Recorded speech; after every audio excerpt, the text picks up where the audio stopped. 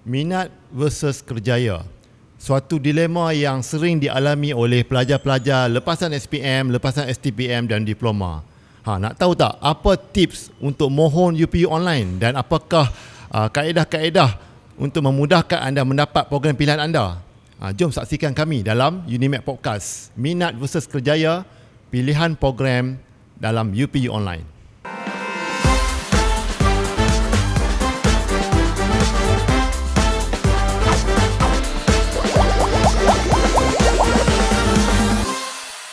Assalamualaikum warahmatullahi wabarakatuh. Salam sejahtera, salam ilmu, keikhlasan dan kecemerlangan UNIMED. Bersama dengan saya, teknologis Dr. Nosyah Aizat bin Shuaib selaku hos anda pada hari ini. Saya merupakan pensyarah Fakulti Kejuruteraan dan Teknologi Mekanikal.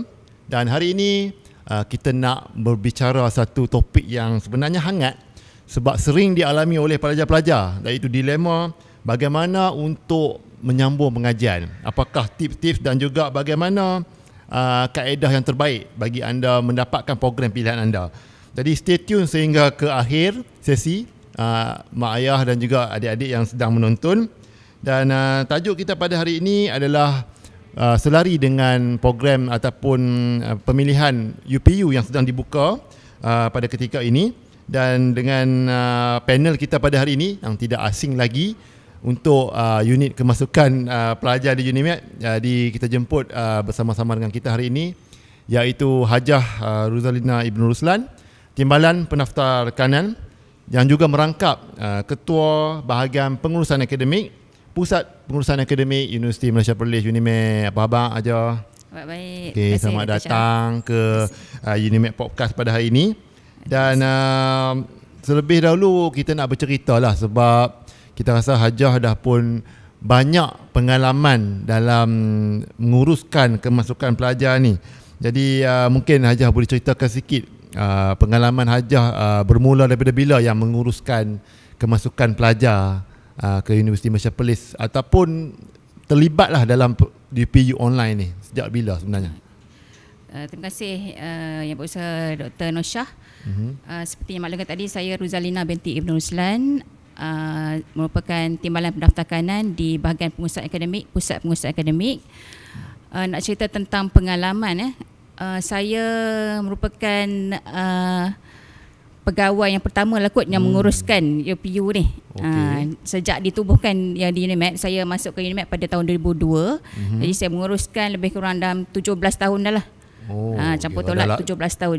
Dah lama lah. Maknanya hari ini kita menjemput panel yang sebenar-benarnya tahu tentang proses UPU tu sendiri. 17 tahun lah. Maknanya kalau dia lahir, ada pelajar yang lahir pun dah tingkatan 5 ataupun dah memang dah masuk ke universiti. Baik, berkenaan dengan UPU ni, sebenarnya kita tengok masih ramai lagi mak ayah dan juga pelajar-pelajar sendiri yang keliru dengan UPU.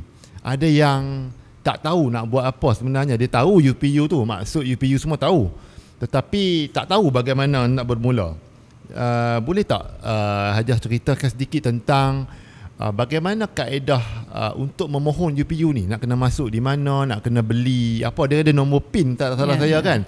Jadi nak beli di mana, bila tarikh tutupnya dan sebagainya. Mungkin Hajah boleh ceritakan sedikit.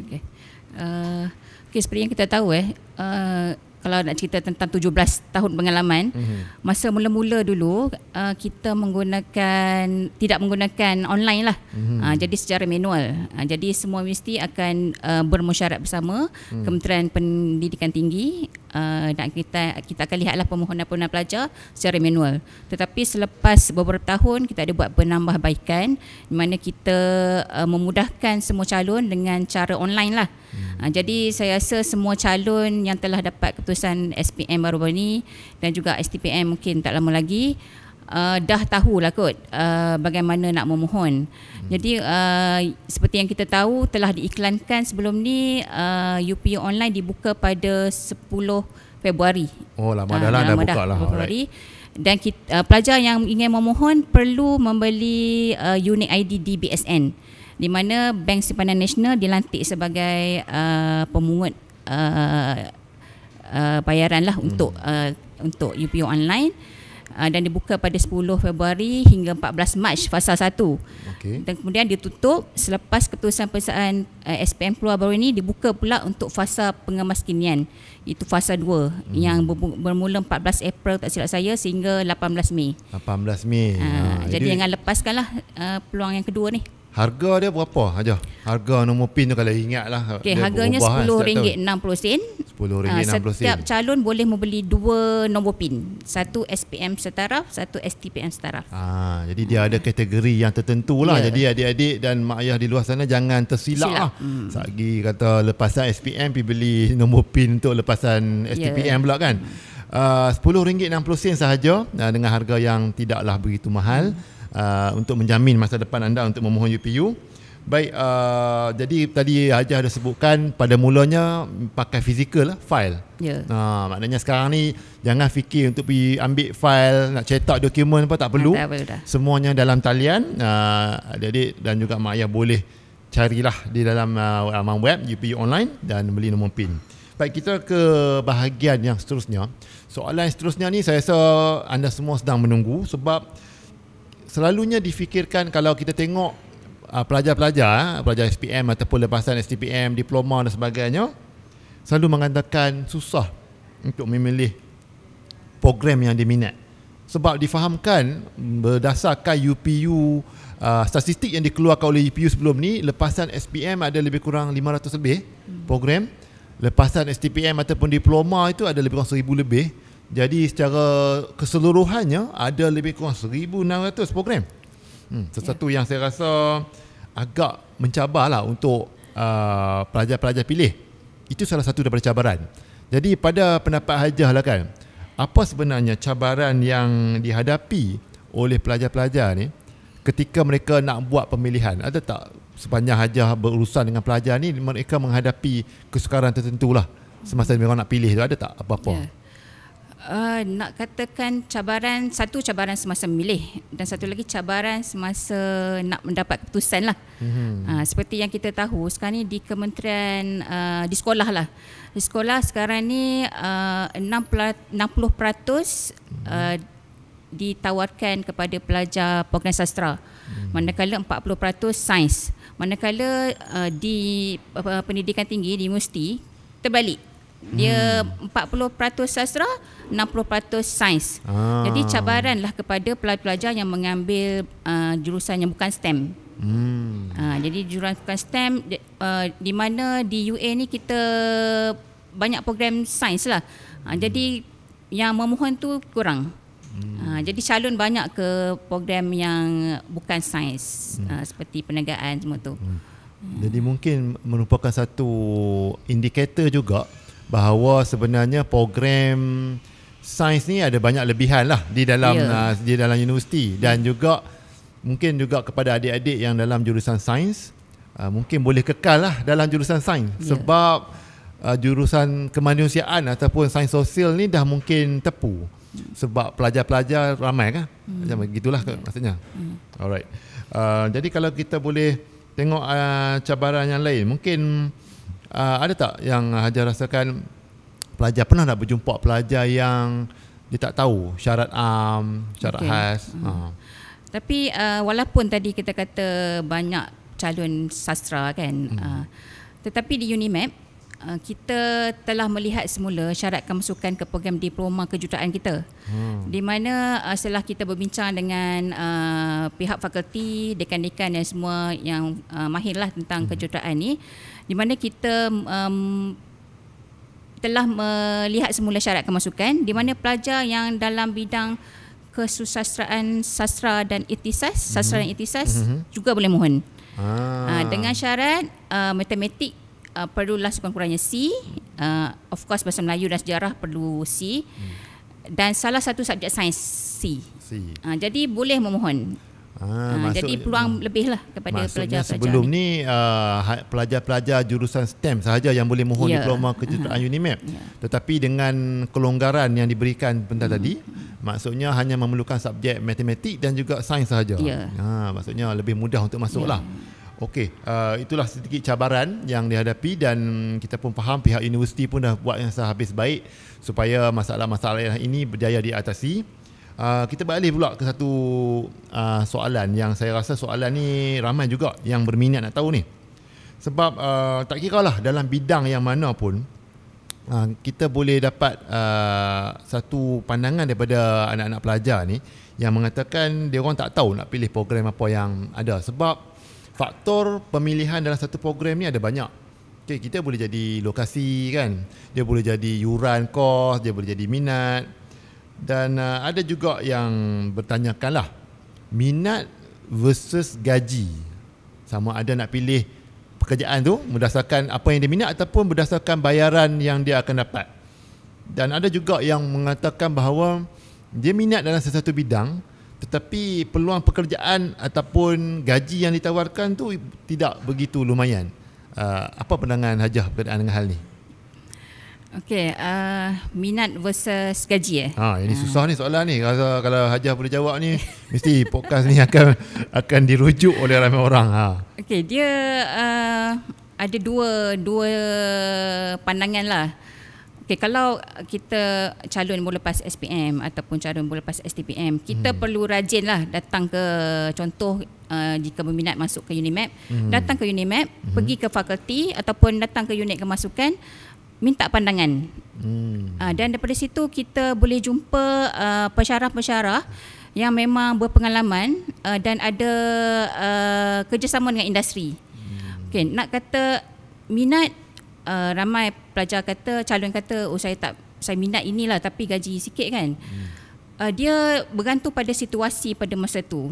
Kalau sekiranya kita memerlukan kerjaya yang bergaji lumayan untuk menampung keluarga, mungkin kita go for gaji lah. Kalau saya mungkin go for gaji lah. Sebab walaupun selepas kita ditawarkan gaji lumayan, kita boleh pupuk lah minat tu. Boleh pupuk minat tu. Maksudnya minat tu datang kemudian lah. Datang kemudian. Ataupun kalau kita memilih minat kita satu tapi gajinya mungkin kurang sikit daripada yang satu lagi punya tawaran, kita boleh pergi kepada minat tu dan gaji tu akan berkembang seiring dengan pengalaman kita. Kalau kita masuk ke satu pekerjaan, kalau contohnya kejuruan, mungkin kita akan ambil kursus-kursus profesional yang boleh meningkatkan taraf kita punya kelayakan lah. Jadi mungkin gaji akan lebih lah situ. Jadi pada saya bergantung kepada situasi lah. Tapi selalunya yang kita dapat input, pelajar akan go for gaji lah. Minat tu boleh dipupuk. Minat tu boleh dipupuk lah.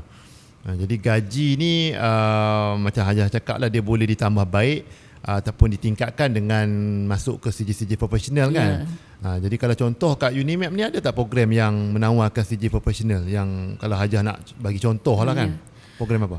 Kalau contoh kita ada program teknologi contohnya. Memang dia telah masukkan khusus untuk CJ profesional ni. Maknanya yuran tu telah dimasukkan sekali untuk kita dapatkan bila dia habis bila grad nanti terus dapat CJ profesional. Jadi mungkin yuran dia mungkin sedikit tinggi daripada program lain, tapi itulah value dia. Jadi pelajar tak perlu lagi cari tempat lain untuk dapatkan CJ. Mungkin ada additional yang lain mungkin boleh ambil, tapi di UNIMAP program teknologi yang kita ada memang telah masukkan professional set. Jadi CJ lah ni pelajar bergraduasi nanti akan mendapat CJ degree dan juga CJ profesional tu lah. Dan maksud Hajah, CJ profesional tu akan membantu pelajar untuk mendapat gaji yang lebih dan sebagainya. Jadi mungkin yuran yang perlu dibayar tu agak mahal pada mulanya. Tetapi itulah pelaburan untuk jangka masa yang panjang, sebab CJ profesional yang dapat tu akan membantu untuk laluan kerjaya pada masa hadapan kan. Jadi saya rasa itu satu yang menarik. Sebab ramai yang tak tahu, sebab dia orang ingat dia orang minat dalam satu bidang tu, dia orang tak nampak benda-benda lain yang ada dalam bidang tu. Macam contoh dalam bidang teknikal ni, kita ada CJ profesional yang boleh ditingkatkan selepas dia dah habis dapat degree kan. Yang tu yang saya rasa ramai orang tak tahu. Jadi kita akan berhenti seketika. Selepas ini kita akan tengok soalan-soalan yang lebih mendalam, yang lebih menarik. Kita akan tengok tentang trend pemohonan dalam UPU dan di UNIMAP sendiri. Kemudian kita nak tanya sikit pandangan Hajah tentang tips and trick dan juga macam mana kalau kita gagal dalam permohonan UPU yang pertama ni. Jadi stay tune. Kita bertemu semula dalam bahagian yang kedua sebentar lagi, insyaAllah.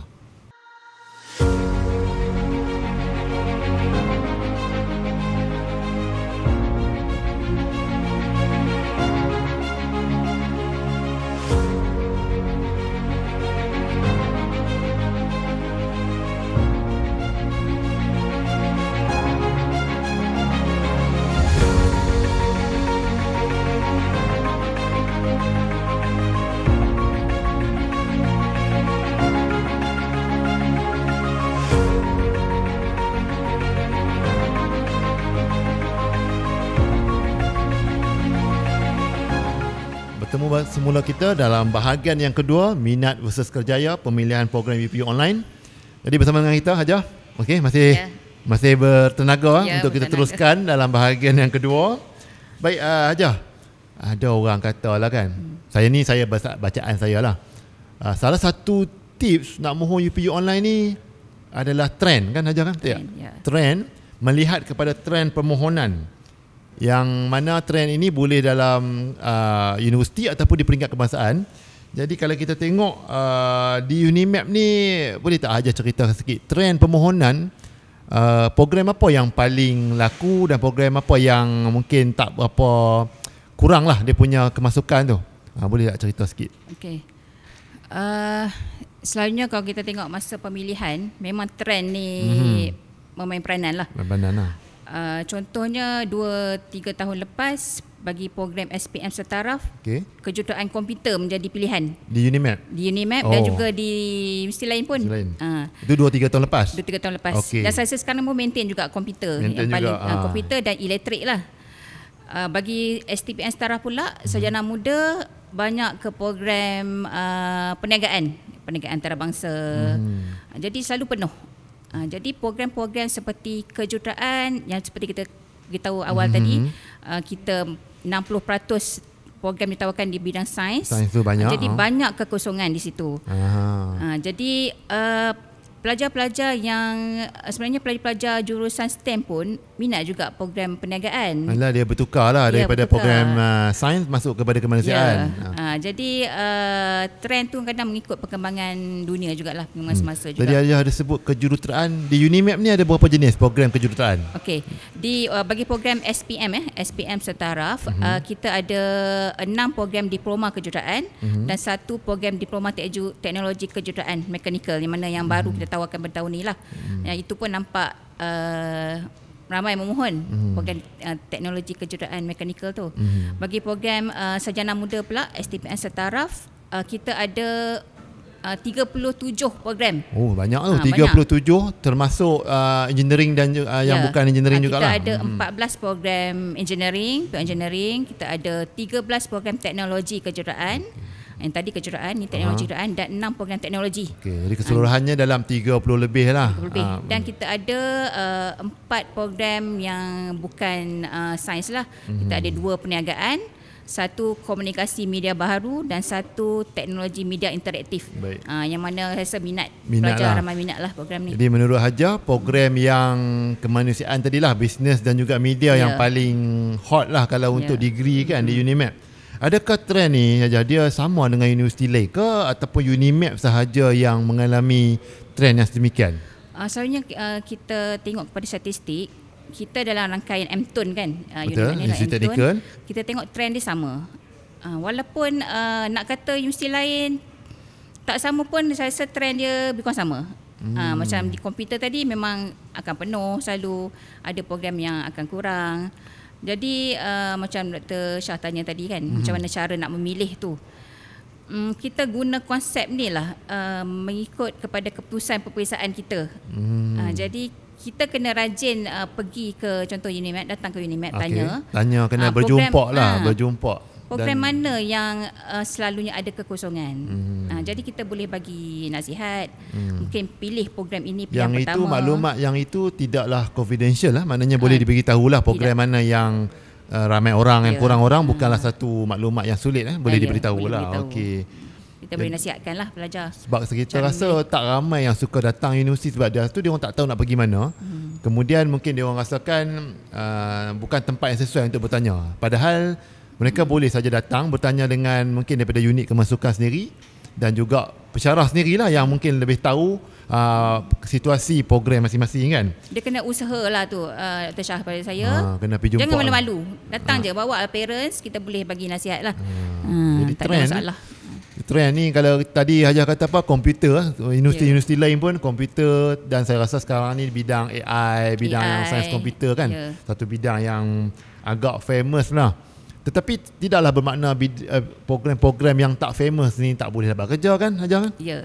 Banyak. Kalau kita lihat kepada program-program kejuruteraan yang lain, yang mana pelajar tak berapa nak kenal sangat program tu, tetapi kalau kita tengok dia punya peratus keboleh pasaran kan, dapat bekerja, kerja laku tak laku. Sekarang ni di UNIMAP kita hampir 99% kot yang mendapat pekerjaan. Alhamdulillah. Yang baru ni kan. 98.9 kan? 98 lebih. Dah ke arah 99 lah saya rasa yang sebelum ni pun 97 kan kalau tak salah saya. Jadi satu peningkatan yang baik, dan juga jangan ada satu stigma mengatakan program yang tak popular tu tak dapat kerja kan.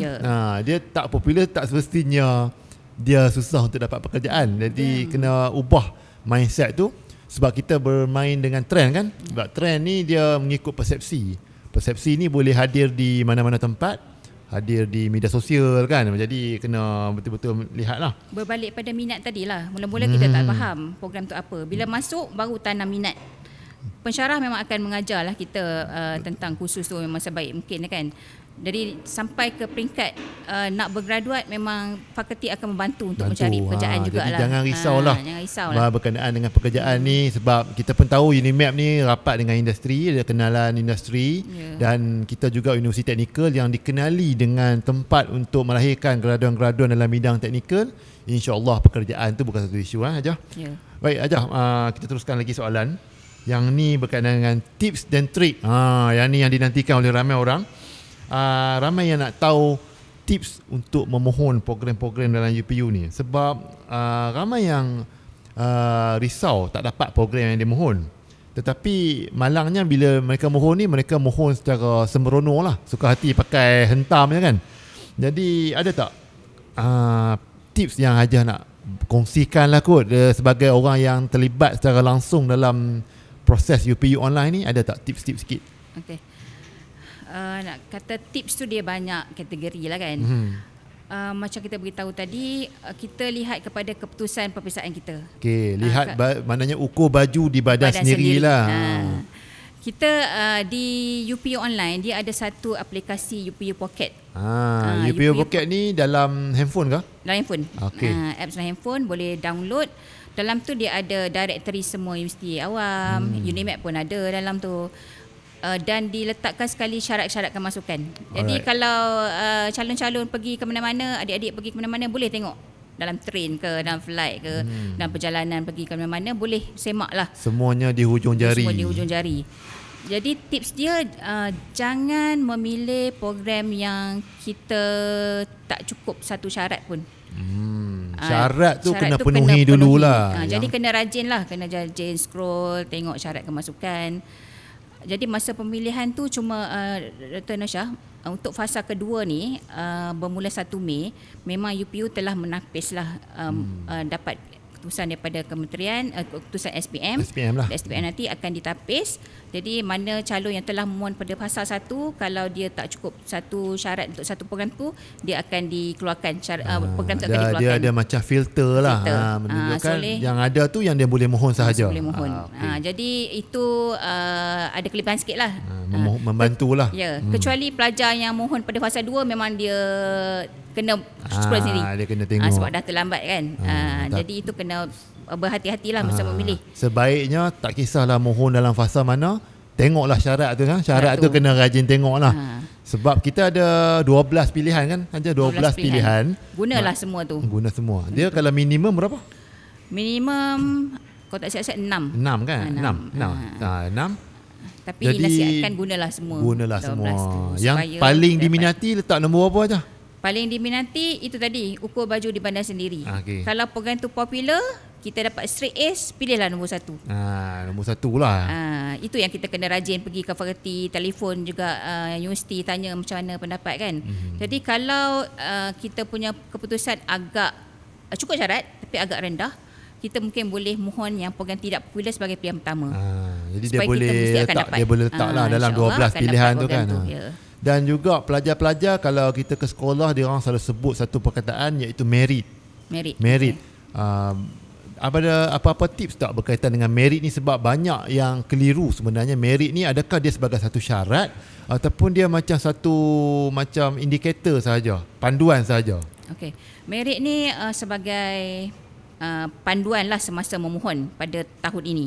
Jadi kalau kita tengok dalam UPU Pocket, dia ada kalkulator merit. Kalkulator merit. Kita boleh masukkan keputusan peperiksaan kita. Jadi dia akan run, tengok program mana yang merit kita sesuai dengan program tersebut lah. Jadi kalkulator ini di dalam aplikasi UPU Pocket tu lah.